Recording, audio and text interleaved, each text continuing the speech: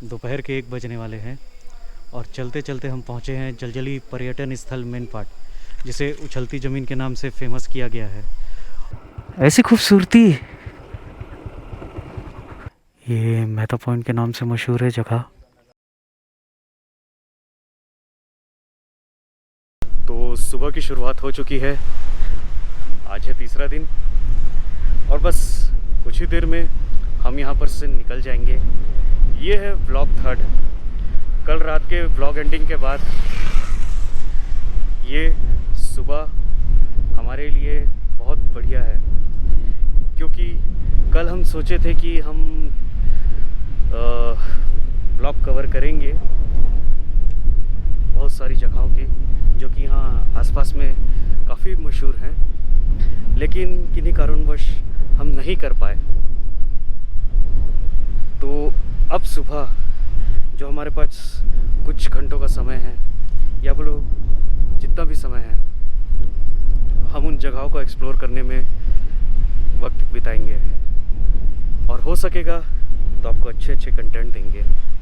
लेकिन तब तक के लिए आप सबों को सबसे पहला गुड मॉर्निंग। और व्लॉग 3 की शुरुआत हो चुकी है मैनपाट से। चलिए एक्सप्लोर करने निकलते हैं।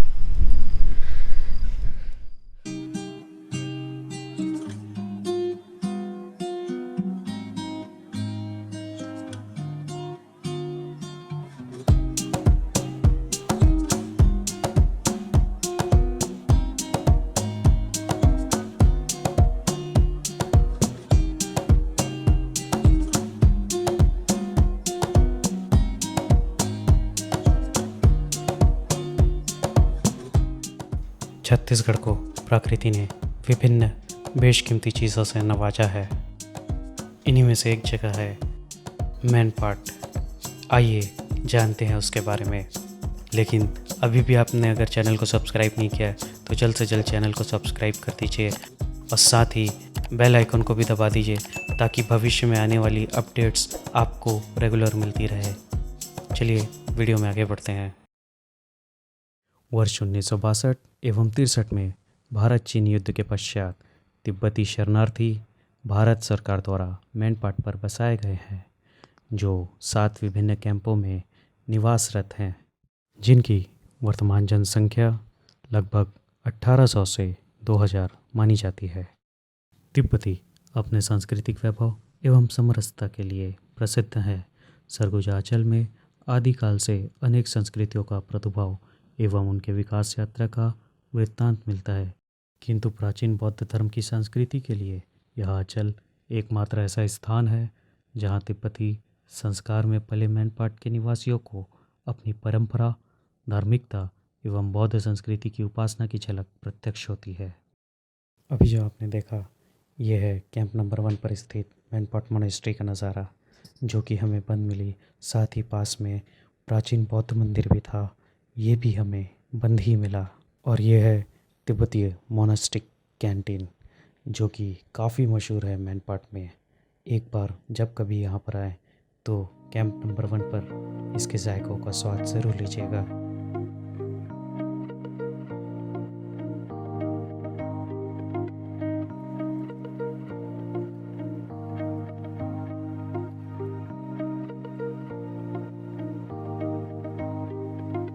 और देखिए अभी सामने आपके एक खूबसूरत सा व्यू आने वाला है। मेरे लेफ्ट साइड भी और मेरे राइट साइड भी। चलिए थोड़ा आगे से दिखाता हूँ। काफ़ी शानदार दिख रहा है ये, और अब तो काफ़ी जानदार नज़ारा आने वाला है अब देखने वाले। वाह, रियली वाह यार।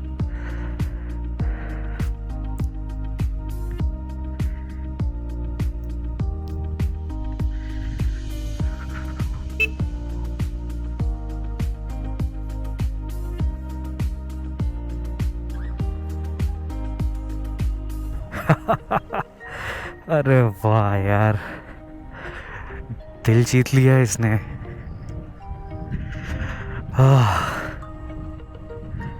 कुछ कहेंगे इस नज़ारे के बारे में? हाँ,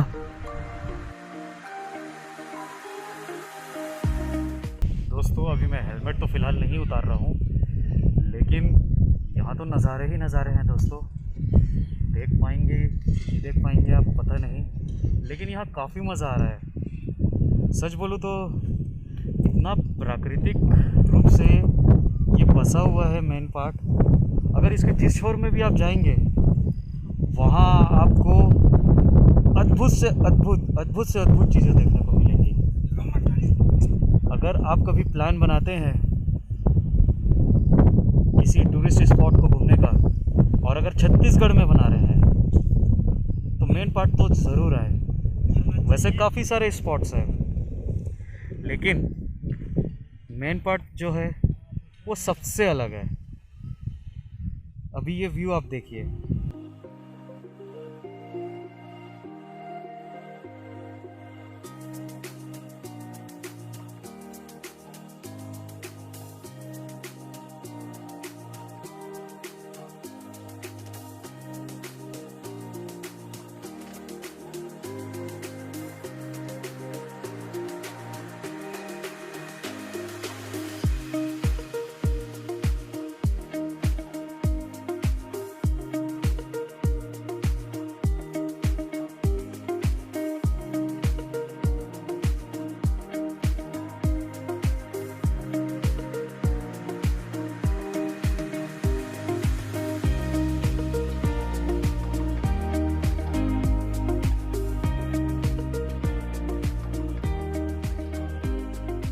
सरगुजा जिले के आंचल में मैनपाट के निवासी तिब्बतियों द्वारा अपने संस्कृति को सुरक्षित रखने की भावना के भरसक प्रयासों के बाद भी सरगुजा की संस्कृति एवं जीवन शैली में अपनत्व अनुभव करते हैं।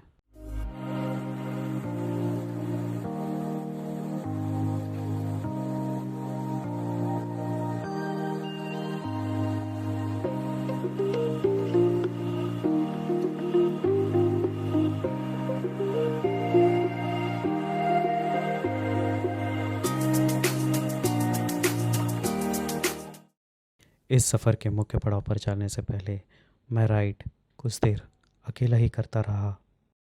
मेरा अकेले कुछ देर राइड करने का मन इसलिए करा क्योंकि इस हरे भरे नज़ारों को देख के मेरा दिल प्रफुल्लित हो उठा था। इसीलिए कुछ देर अकेले राइड करता रहा और कुछ देर के आनंद के बाद मैं फिर से वापस आशीष के पास पहुंचा। फिर हमने अपनी राइड कंटिन्यू की और निकल पड़े अपने मुख्य पड़ाव की ओर, जो कि एक सबसे मुख्य पड़ाव आज के हमारे सफ़र का होने वाला था। दोपहर के 1 बजने वाले हैं और चलते चलते हम पहुंचे हैं जलजली पर्यटन स्थल मेनपाट, जिसे उछलती ज़मीन के नाम से फेमस किया गया है। और यहाँ पर काफ़ी पर्यटक आते हैं वैसे तो, लेकिन आज किसी कारणवश यहाँ खाली खाली है।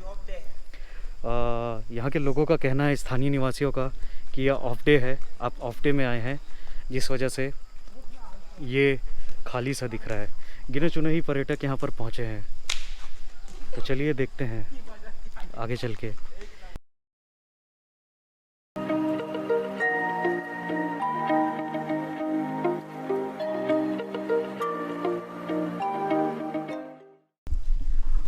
ऑफ डे में इक्के दुक्के ही पर्यटक यहाँ पर दिखाई दे रहे हैं।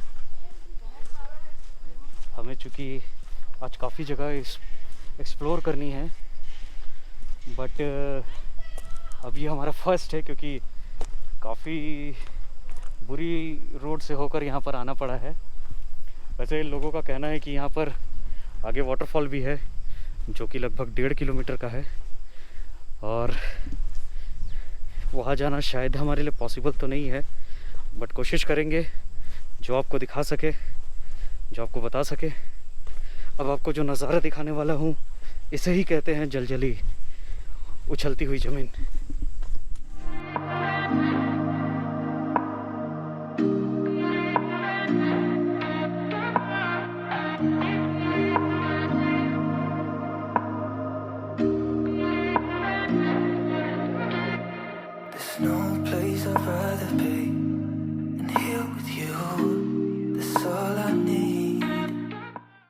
यहाँ पर कुछ और पर्यटक भी हैं जो कि यहाँ पर इसका आनंद लेने आए हैं, चलिए उनसे पूछते हैं एक बार कि कैसा फील हो रहा है उनको।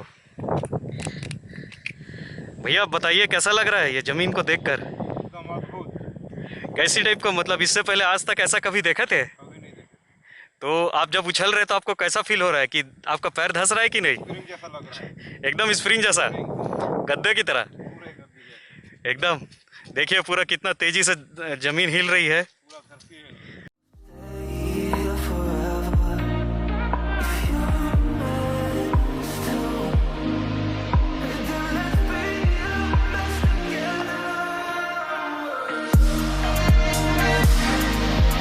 देखिए यहाँ पर ना कुछ स्थानीय निवासी आए हैं जो यहाँ पर टेस्ट कर रहे हैं कि ये ज़मीन आखिर ऐसी हो क्यों रही है। उन्हें भी यकीन नहीं हो रहा है कि ये ऐसा हो क्यों रहा है, ये स्पंजी जैसी क्यों है ज़मीन। आपको यकीन हो रहा है कि ये स्पंजी जैसी है? हाँ, स्पंजी जैसा, लेकिन ये ऐसा क्यों हो रहा है? हाँ। समझ नहीं आ रहा।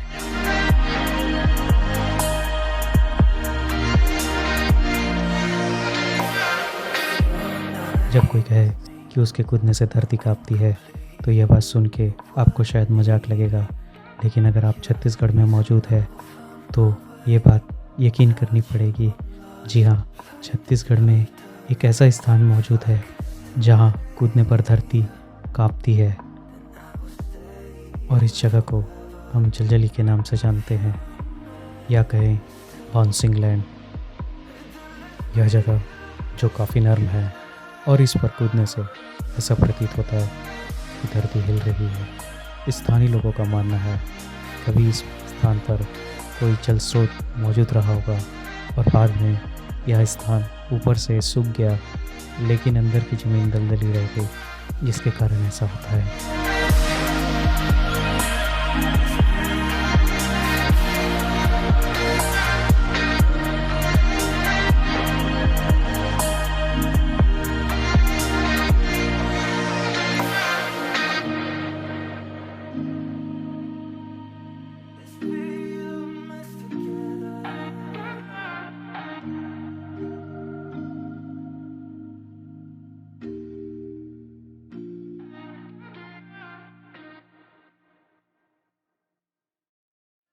प्रकृति ने हमारे छत्तीसगढ़ को बहुत ही खूबसूरती के साथ नवाजा है, और इसी प्रकृति खूबसूरती को देखने के लिए हम बिलासपुर से इतनी दूर यहाँ आए हैं। इस प्रकृति खूबसूरती ने तो हमारा मन मोह लिया, और हमें विश्वास है कि आपको भी मन मोह रही होगी, और आशा करते हैं कि आने वाले समय में भी इसी तरह की वीडियोस हम आप तक लाते रहेंगे। तब तक के लिए मिलते हैं जल्दी।